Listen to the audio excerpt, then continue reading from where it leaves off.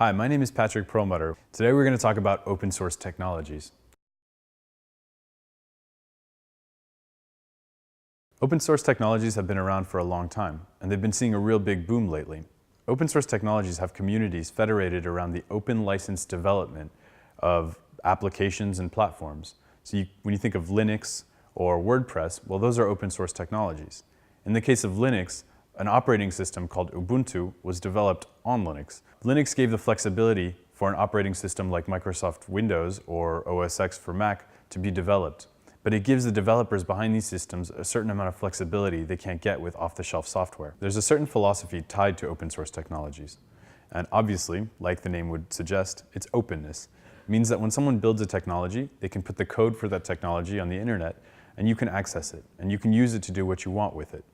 So developers around the world support these communities because they facilitate development of different software, of different applications in a really transparent way and in a really customizable way. And it's customization that really plays a big role here. At some level, the base of these platforms are standardized, meaning that you can take something that's free and open and adapt it to what you need to use it for. A small business has a lot to gain from open source technologies. Not only are they free, but they're easily customizable. It means you start with some sort of common base that everyone has, and you can build what you want on top of it. That's the case with Linux and Ubuntu. Ubuntu is something built on top of an open Linux platform. Now, this is really important because if you have something that you really want customizable, well, there's probably something free out there on which you can build it. A lot of the times when you use open source technologies, you'll see that, well, either there's no interface or the interface isn't really pretty. But that's where you can add your level of customization.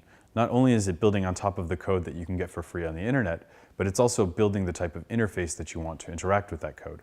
Open source technologies should be a serious consideration for any small business because they help reduce costs and they give you a flexibility you can't have with off-the-shelf software. So when you go see your CTO and you say, hey, let's use this open source technology, you're going to put a huge smile on his face.